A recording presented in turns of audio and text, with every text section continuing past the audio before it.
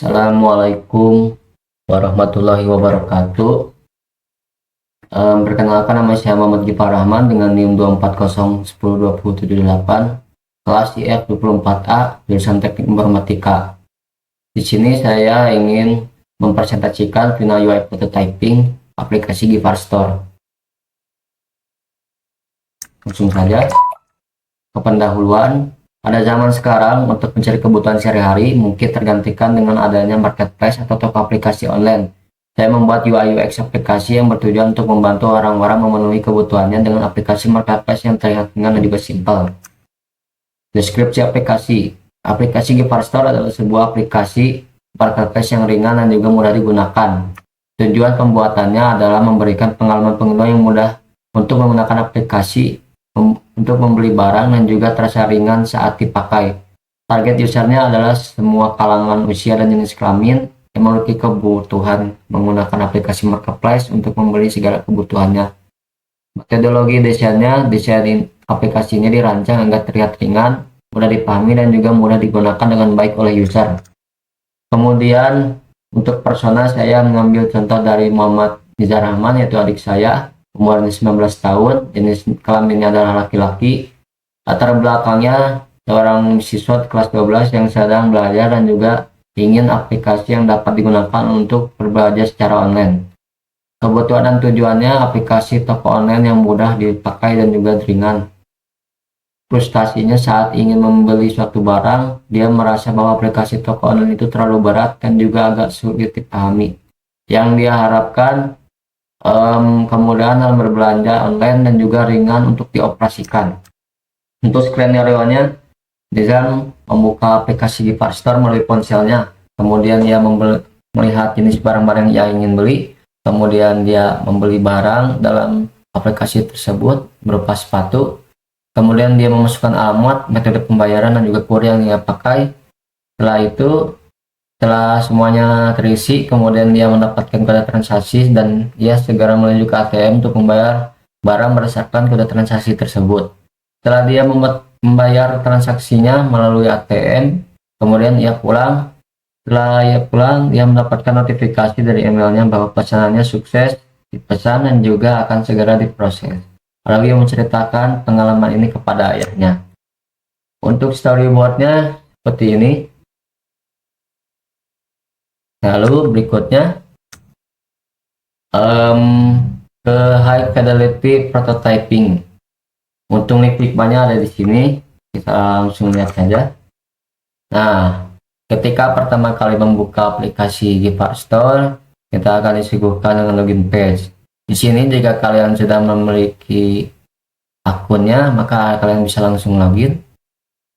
Namun jika kalian pertama kali menggunakan aplikasi ini, kalian bisa membuat akunnya, lalu mengisi hal-hal yang perlu diisi, termasuk juga email ya, yang sangat penting.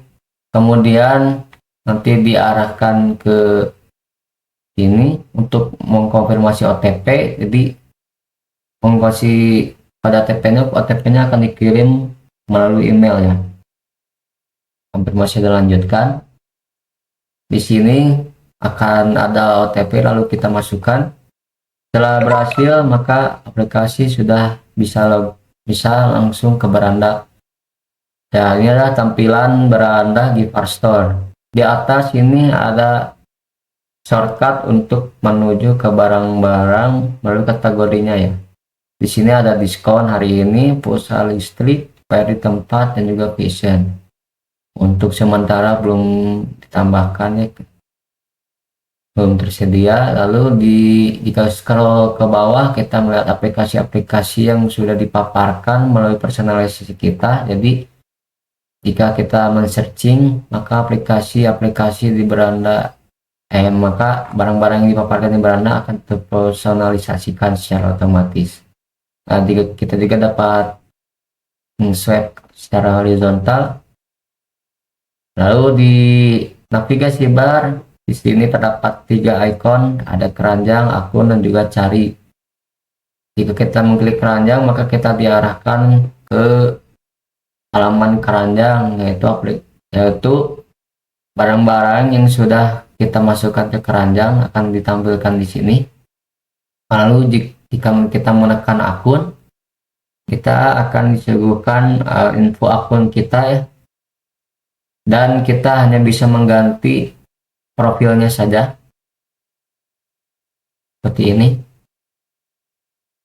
Dan di sini ada ketentuannya, jika sudah 30 hari maka kita baru bisa mengganti hal-hal di bawah ini.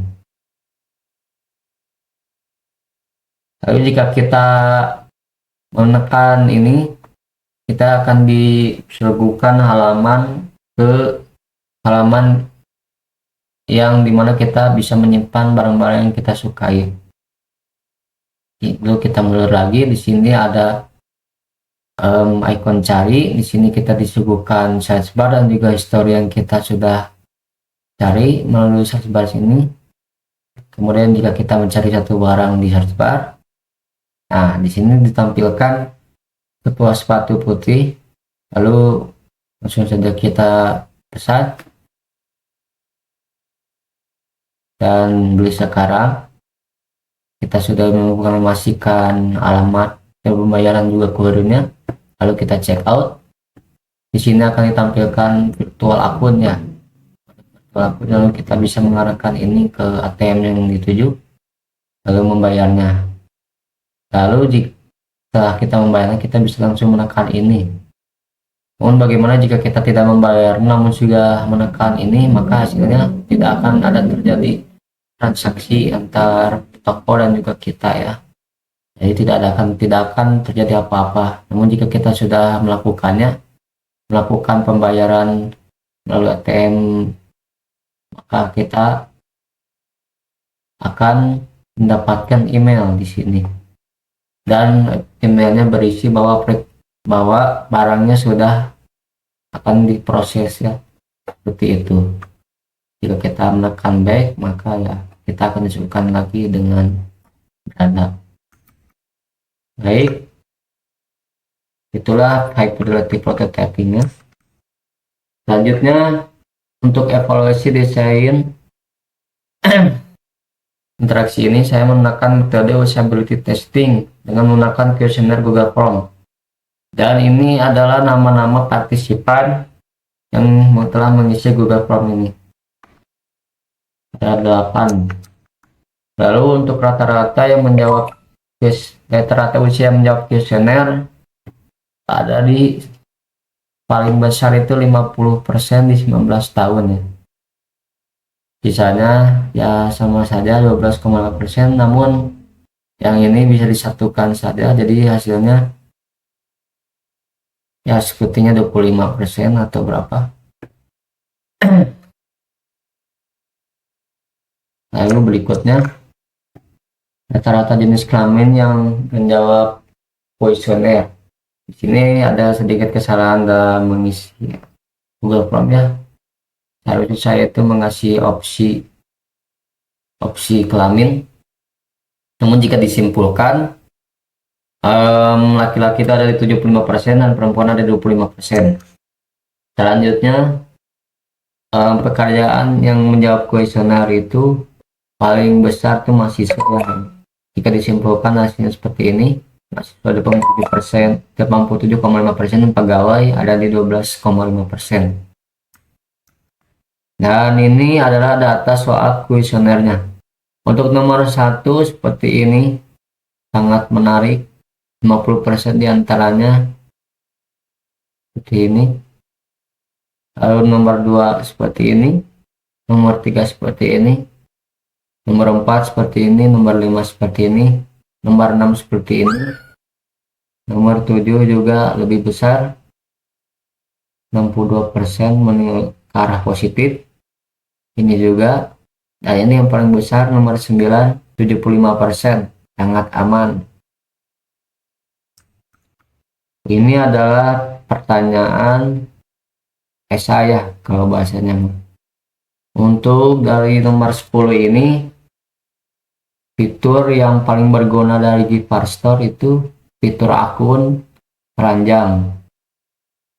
Apa ini, dapat diskon, fitur keranjang ya, bagus. fitur keranjang yang bagus, semuanya berguna, keranjang dan favorit ya, ini yang sudah mereka sampaikan. Kemudian di nomor 11, fitur apa yang menurut Anda ditambahkan dalam aplikasi Gipar Store. Ya mungkin karena tadi belum tersedia, dia ada yang menjawab diskon.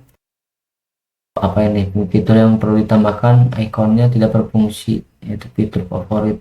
Oh ya, mungkin belum dikasih sama saya, belum dikasih tambah untuk menambahkan barang ke favorit, maksudnya seperti itu. Penambahan barang jualan, review dan ulasannya, karena itu butuh. Oh ya, ini review udah, ini hanya sebuah prototyping, semuanya aman ya. Hati juga diskon 2 jawaban. Kemudian nomor 12, apakah ada kendala dan kesulitan saat mengalami yang Anda alami saat menggunakan aplikasi Gipar Store? Di sini tidak ada ya secara signifikan ya, kecuali mungkin saya ada kesalahan saat prototyping ya di sini, atau yang lain mungkin ada sedikit kesalahan nantinya. Lalu di nomor 13, adakah ada saran untuk di aplikasi Gipar Store? Ya, di sini tertera. Oke, kita simpulkan saja ya agar tidak pusing. Kesimpulan dari data dari usability testing di sini, dari hasil evaluasi kuesioner di atas dapat disimpulkan bahwa sekitar lebih dari 50% jawaban menuju ke jawaban positif mengenai aplikasi ini. Untuk kesulitan dalam penggunaan aplikasi, jika diteliti lagi dalam data kuesioner tidak ada hal yang menyulitkan secara signifikan ya, kecuali satu kesalahan saja pada navigasi berikutnya saat menekan ikon diskonnya. Saat itu ya ada sedikit kesalahan saja. Nah, itu saja, jadi untuk kesulitannya tidak terlalu signifikan. Kalau dipikir-pikir, untuk saran dan masukannya diantaranya adalah menggunakan font yang lebih menarik, penggunaan warna yang tidak monoton, warna yang solid, UI yang diperbagus lagi. Nah, sekian dari saya. Mohon maaf jika ada kesalahan. Wassalamualaikum warahmatullahi wabarakatuh.